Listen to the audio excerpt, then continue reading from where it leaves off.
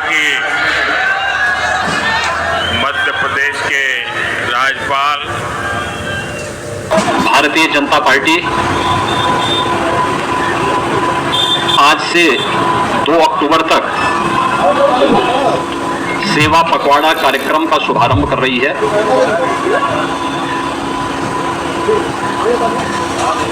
17 सितंबर से 2 अक्टूबर के बीच में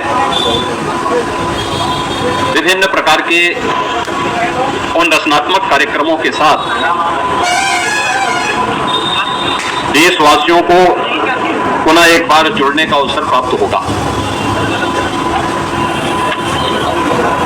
ये हम सबका सौभाग्य है कि सेवा पखवाड़ा की इसका शुभारंभ देश के आदरणीय प्रधानमंत्री श्री नरेंद्र मोदी जी के पावन जन्मदिन से इस अभियान का शुभारंभ हो रहा है। प्रधानमंत्री मोदी जी भारत के यशस्वी प्रधानमंत्री हैं ही, दुनिया के सबसे दूरदर्शी और लोकप्रिय राजनेताओं में उनकी गिनती होती है। आज पूरी दुनिया प्रधानमंत्री मोदी जी के नेतृत्व में इस नए भारत का दर्शन कर रही है, जो भारत अब दुनिया का पिछलग्गू नहीं बल्कि पूरी दुनिया को अपना अनुसरण करने के लिए आज प्रेरित कर रहा है। पिछले 11 वर्षों में प्रधानमंत्री मोदी जी के नेतृत्व में इस नए भारत ने जीवन के प्रत्येक क्षेत्र में अभूतपूर्व सफलताओं के नए प्रतिमान स्थापित किए हैं। क्या अर्थव्यवस्था के क्षेत्र में, क्या विरासत के क्षेत्र में, इंफ्रास्ट्रक्चर के क्षेत्र में, इन्वेस्टमेंट के क्षेत्र में, एम्प्लॉयमेंट के क्षेत्र में, शिक्षा, स्वास्थ्य, कृषि विकास, जल संसाधन और अगर सामान्य रूप से ही कहें तो गांव, गरीब, किसान, नौजवान, महिलाएं, दलित, वंचित, इन सब को प्राथमिकता देते हुए एक मंत्र ने प्रत्येक नागरिक के जीवन में व्यापक परिवर्तन करने का काम किया है। हर भारतवासी आज अगर वह राजनीति से प्रेरित नहीं तो प्रधानमंत्री मोदी जी के इस यशस्वी नेतृत्व और मार्गदर्शन में गौरव की अनुभूति करता है। भारतवासी तो उनका यशस्वी मार्गदर्शन प्राप्त कर ही रहे हैं। भारत के बाहर रहने वाले भारतवंशी परिवार भी बड़े गौरव के साथ इस नए बदलते हुए भारत का दर्शन करके आह्लादित होते हैं, प्रसन्नता की अनुभूति करते हैं, भारत की इस विकास की यात्रा में सहभागी बनने का काम करते हैं। ये पहली बार हुआ है कि वंचित को वरीयता इस एक वाक्य ने 11 वर्ष में 25 करोड़ लोगों को गरीबी रेखा से उभारने में मदद की है। विरासत का सम्मान हो,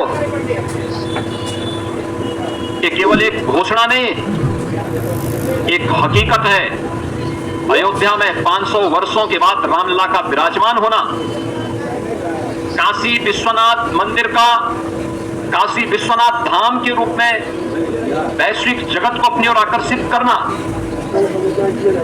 केदारनाथ धाम हो या बद्रीनाथ धाम, महाकाल का महालोक हो या फिर देश के अंदर विरासत से जुड़े हुए उन सभी स्थलों के पुनरुद्धार के और सुंदरीकरण के अभियान, बाबा साहब भीमराव अंबेडकर, संत रविदास जी, महर्षि वाल्मीकि, और भारत की परंपरा में सामाजिक उद्धार के लिए, सामाजिक न्याय के लिए अपना पूरा जीवन समर्पित करने वाले उन महापुरुषों के बारे में भी जो विभिन्न प्रकार के रचनात्मक कार्यक्रम हुए हैं या भूतपूर्व रहे हैं, अभिनंदनीय रहे हैं। विपरीत परिस्थितियों में कैसे कार्य किया जाना चाहिए, यह हम लोगों ने कोविड कालखंड के अंदर भी महसूस किया, जब वैश्विक महामारी के सामने पूरी दुनिया पस्त थी।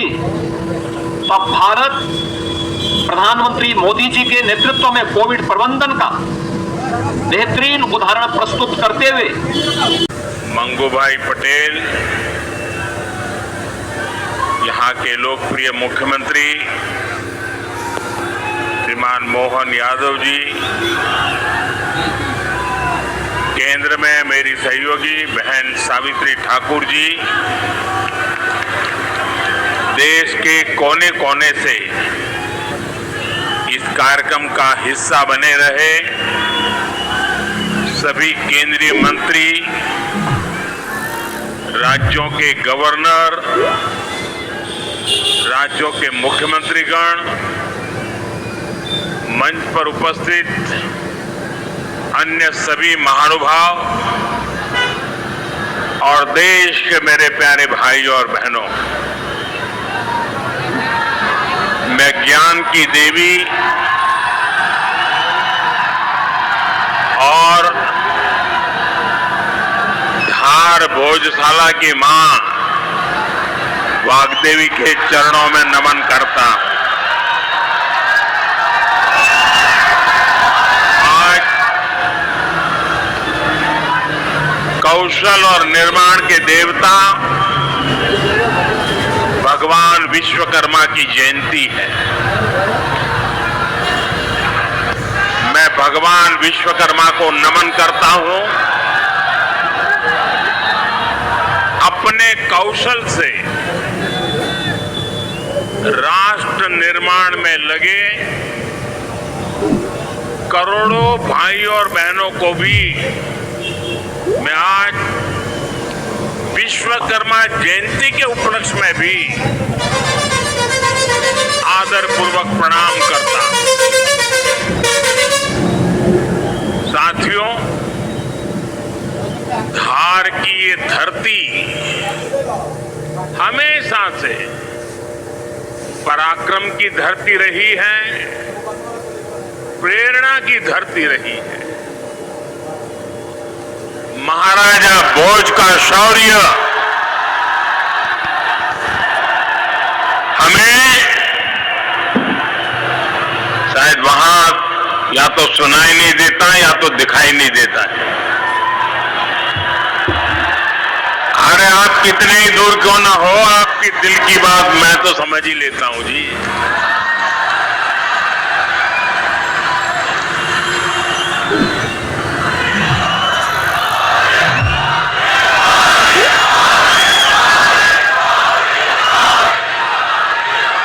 जो यहाँ के टेक्नीशियन होंगे वे अगर उनको कोई मदद कर सकते हैं तो करें, अदरवाइज तो ये मध्य प्रदेश के लोग हैं, बहुत ही डिसिप्लिन होते हैं। असुविधा होगी तो भी सहन करने का स्वभाव मध्य प्रदेश का रहा है और यहाँ भी मुझे दर्शन हो रहे हैं। साथियों, महाराजा भोज का शौर्य हमें राष्ट्र गौरव की रक्षा के लिए डटे रहने की सीख देता है।